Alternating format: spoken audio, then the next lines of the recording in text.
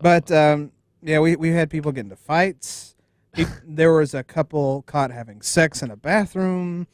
And all It's of the this. golden arches. Yeah, exactly. And a lot of these things happened when I wasn't there, which is upsetting. But yeah, I got hit on once.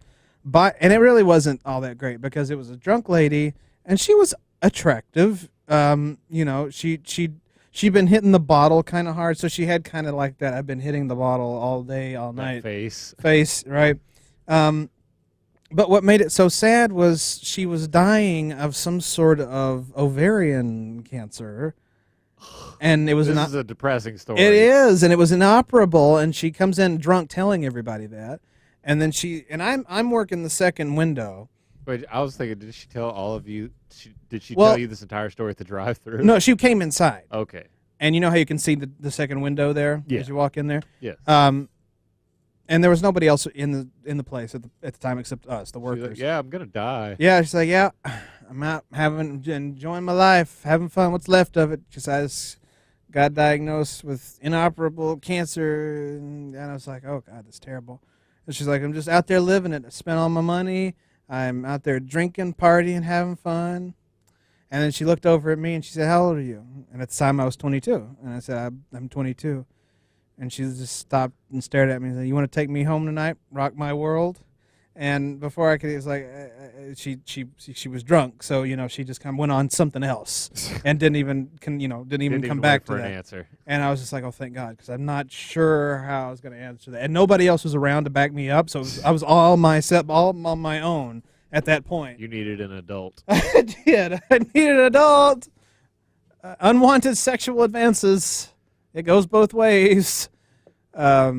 But no, yeah, she did, and then she forgot. And I felt so bad for her. I'm like, oh God. Well, this one's nowhere near as dark. Yeah. It was another record-setting day. All right. And I just walked in, and the first thing I did was make a salad. And I gave it to the lady who ordered it, and she was like, oh, hey, I'm sorry, I forgot to mention this salad doesn't have croutons, but she said it in kind of a low voice, so I didn't hear her. Yeah. So I just kind of leaned in closer. I was like, okay, wait, what'd you say? And then she just burst into tears. I was like, oh no, what am I walking into? No croutons. There was already a crowd when I walked in. I was like, oh, this is gonna be a long day. I just had I will throw up. I gave her a hug at the end of the shift. Well, good. So I felt bad for her. Good. And she's always nice to me. So yeah. She's like, I was just really hungry. She's like, my blood sugar was really low, so I started crying. Poor girl. Oh, God. But that's still really funny. Are kind of funny, too. I was just like, oh God. That's I was like, God, if you're up there. Or if you're not up there, something. Do something. Get me through this day. Oh my Lord. That's brilliant though. What kind of emotional stress do you have to be under for like a salad to trigger an emotional episode? Salads are a little bit more emotional than you think. Why? Well, I guess when you had more customer interaction. I did. At your job than I do because I'm just in the back. That's right. Yeah, you don't. Yeah, unfortunately, because you work in sit down. I worked in fast food. And fast food, you don't.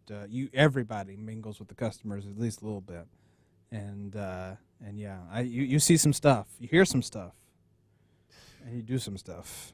And you do some stuff. And it's not always great, but you do get those gems of stories like I just told you and what you just told me. So. I feel like that's kind of bad for the sit-down restaurant industry just because you kind of seclude the back of the house. Yeah. And after a while, we just become so just callous. Yeah, exactly. Because, I mean, everybody's vulgar. You're like the cousins that nobody talks about in the back of the house that not allowed to come out of their room. I mean, I remember, like, the nicest guy in the back of the house. He really is a nice guy. He has another job. You said back of the house? Yeah. But I mean, he has another job too. It's like a desk job. Oh, okay. He just works on weekends now. Oh. But he's like probably the nicest, classiest guy in the back of the house.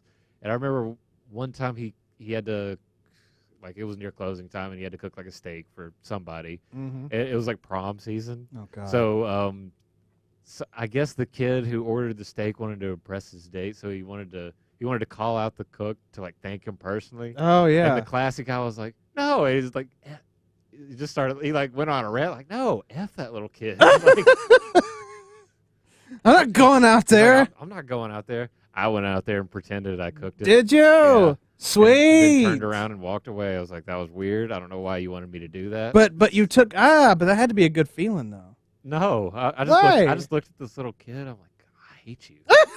Like you and your rent-a-tux and your nice-looking date. Rent-a-tux. You got your Ow. whole life. You got your whole life ahead of you. Mhm. Just F you.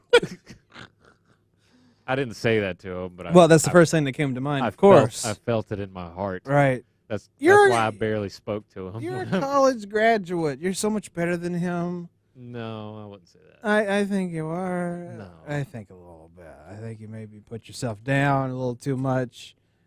But I felt the hate in my heart when when I had to let him thank me. You and the other guy both would I just. said, "You're welcome." I mean, your other guy literally almost had a meltdown just because He didn't really have a meltdown, but he was like, "No, like a little 18-year-old kid wants to thank me for cooking him a meal. No, f that little kid. F that little kid and his date." Ooh man, Salsa Jack was his name Jack?